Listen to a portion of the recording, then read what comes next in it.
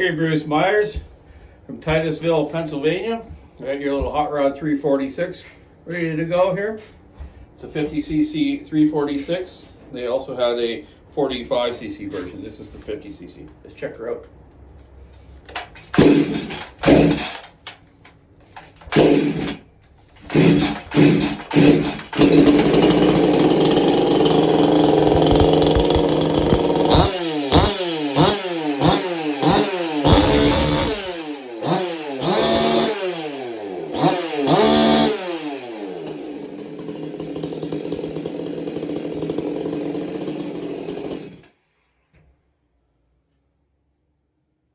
Love these saws.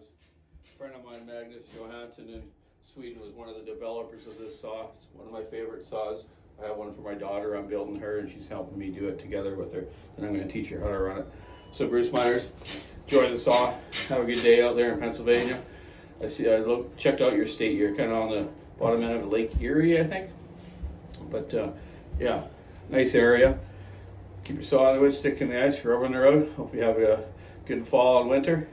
Check out the walkersawshop.com online store. Have a great day, Bruce. Take care. Bye.